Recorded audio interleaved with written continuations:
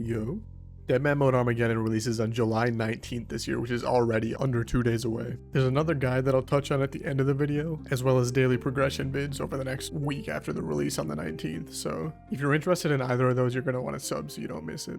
Whether you're looking to make better GP per hour than any method in the main game through swapping, or you just want to find a way to safely fund a variety of Deadman accounts, farming cannonballs is going to be by far the most consistently safe moneymaker that Deadman Armageddon has to offer. You can follow this video from start to finish step by step, and by the end you can print hundreds of thousands of Deadman GP, which can translate into millions and tens of millions of swap GP with absolutely no risk. Before we get ahead of ourselves though, if you're playing on an account that already has a Deadman mode profile, you're going to have to talk to Nigel in Lumbridge Graveyard on World 45 at any time on July 18th or just right before servers go live on the 19th to reset your Deadman profile. When I made this run through, the update blog last week hadn't dropped yet, so I'm starting in Lumbridge as you were forced to on existing Deadman profiles last year, but Mink did confirm that you will be able to spawn at any of the normal Deadman spawns even if you're on a reset World 45 profile. So with that in mind, you can just spawn at Vera. You're going to want to open your starter pack and get your free sigil out, and if you're really lucky you'll either get the Sigil of Exaggeration or Enhanced Harvest, or if you're a little bit less lucky, Forager would do too, but for the sake of this method, the Exaggeration and Harvest are the two best ones you can get. The Sigil of Exaggeration is going to give you a +5 boost to all non-combat skills. This means that you'll only need to get 30 smithing in order to start making cannonballs, which will save you 10 to 15 minutes of protection time along the way. I'll explain when I get to those steps what this changes and what to do differently when we get there. Enhanced Harvest and Forager will increase your resources gained by mining by 3x and 2x respectively, which is going to save you a bit less time than Exaggeration, but you can quickly farm resources to make the steel bars from scratch. If you don't get any of those sigils though, run straight to the GE and put a 4800 GP offer in from the 5k for whichever of these you decide is going to be best for you. On your way out, make sure you set your spawn by talking to Bergs and Burson at the south entrance. All you have to do is select an option that talks about where you respawn when you die. After this, you're going to want to go south and buy a hammer from the general store, and then go straight to the east bank, and bank everything except for the pickaxe that you spawned with. You're going to want to equip that bad boy and go to the southeast Varrock mine. At this point, you're going to stay here until you get 24 copper and 24 tin ore. And really quick, before anyone gets confused by what's going on screen, I am recording this run through of the plan on World 45, which has different XP rates and starting quest completions. So although some of what happens on screen is different than what I'm explaining, I promise you that if you follow this guide on Deadman Mode Armageddon, your account will be set up to print money with absolutely no danger whatsoever. If you do have the Sigil of Exaggeration at this time, or if it bought in the GE by this point, you're going to want to equip that in the bank and just skip the next step about iron ore that I'm about to mention, and you're going to want to go straight to the smelting timestamp that I've hopefully put in the video. If you don't have the Sigil of Exaggeration, you're going to want to bank your remaining copper and tin ore, and then go and mine 2 full inventories of iron ore back at that southeast mine. If earlier you did opt to put in the offer for the Harvester or Forager Sigil, and that has bought by now, this is also a beautiful time to equip that before you go back.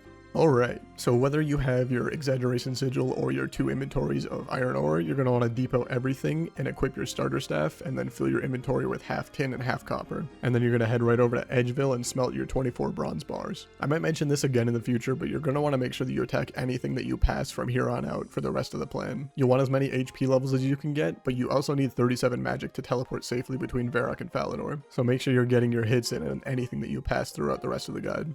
After you get these smelted, you can go and smith the 24 bronze bars just south of the west Varrock bank into whatever you want to. It really doesn't matter, you're going to drop anything bronze anyways.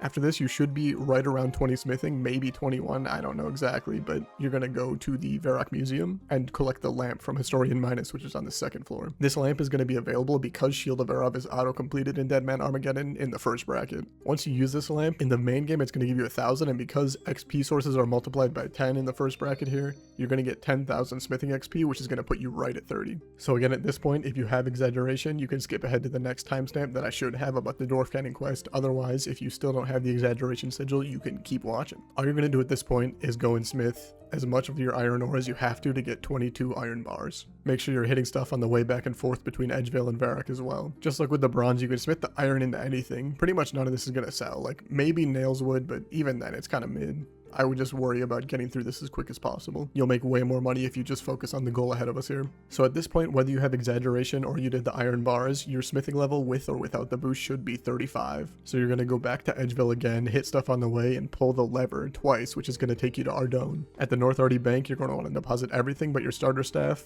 whatever food you have left from your starter pack, and your hammer, and then go begin the dwarf cannon quest. Like I've said a bunch of times now, make sure you're hitting anything with the starter staff as you pass while doing the quest. You really do need 37 mage, otherwise you're going to need to run back and forth through multi from Varrock to Falador after your protection runs out, which is incredibly dangerous on that first bracket. I'm not going to do a whole walkthrough of the quest here, but you've either got Quest Helper or Slayer Music if you're really a Runelite hater. But just for context, it is annoying. You do have to home TP to get to Falador quickly after finishing the first half of the quest, and then go back up, double pull the lever, walk north from Ardone to finish the quest, and then walk back to Ardone. At this point, if you're running low on food, you can pickpocket a man upstairs at the general store and then hit some cake stalls. But if you've got a good 10 minutes left of protection time, it really doesn't matter. So whether or not you grab the food, make sure you grab the leftover coins in your bank. It should be around 200, maybe a little bit less. And then take the boat just southeast of the bank to Rimington. Once in Rimington, you're going to want to run north through Falador, back up to Icebound, and buy your ammo mold right where you did the middle part of the quest. If you still have a good 5 minutes of protection time, I would advise that you just go and run the Stronghold of Security and then go east of Varrock and start buying starting supplies. Otherwise, if you've already done it like this account has, or for some reason you just don't have protection time still, if you did not get exaggeration, I would advise you just go straight down into the caves like I do here.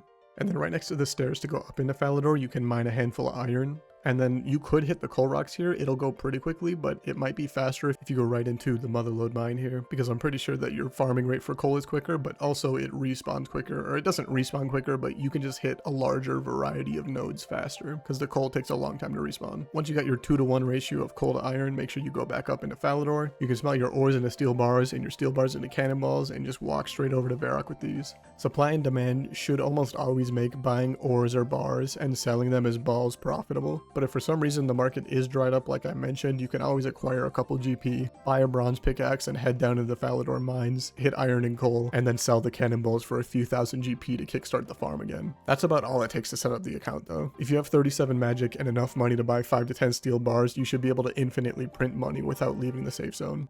If you start an account as the servers drop, it might take a few hours before the economy wakes up and people start buying cannonballs for a decent amount of GP. And if that's the case, I'd advise you just power mine ore for steel until cannonballs do start selling. If you're looking for ways to improve the profit margins on this operation, you can look into investing in the Sigil of Mobility. That way you won't have to pay for a single law rune for the rest of the entire run. If you're opting to source your own ores for bars, instead of just buying bars for balls, I would strongly recommend getting the Sigil of Enhanced Harvest if you haven't acquired it yet. If it's reasonably priced, you could also pick up the Sigil of the Infernal Smith, which is nerf this DMM, but it'll still offer you a 1 in 5 chance for every iron rock that you hit to produce a steel bar, or 3 if you have Enhanced Harvest. If you're going to be buying resources, always make sure you're checking margins, because buying ores might be much cheaper than buying whole steel bars, potentially doubling your profit per bar if you're willing to put the time in. If the balls don't sell immediately for profit, I'd just let them sit. They'll eventually sell and you don't have to risk anything once you get your teleport runes in your hands, so there's really no need to rush to crash your market. I looked back at my old clips, and during the first day of Deadman Apocalypse, swap rates were still over 1 to 50. If you can source the bars and there are buyers for the GP, I say you can make a low ball of 10 to 12 mil an hour doing cannonballs for free with literally no danger at all to your account. That's of course considering that these steel bars usually hover around 4 to 600 GP and the balls themselves sell for 3 to 400 GP. So at the very least, you're doubling your money per bar at every trip. Like I said at the start, this is a really easy and safe moneymaker. I would advise that you do this on an alt, and you can even like semi-AFK it and just use the profits to fund a main or even a couple alt accounts and just have fun this Deadman mode, making way more money than you could making cannonballs. With this, you'll be able to unlock much better money makers like Chambers of Xeric, breach farming gear, mid-bracket group bossing with the boys, or even tackling a high-level Slayer on your own. Last Deadman, I sold a Dex on the second day for a few 100 mil GP and a handful of other rage drop each for over 100 mil as well. On top of that, I also had a first bracket account farming breaches, and I'd sell those weapons on the first day or two for a 100 mil swap rate as well.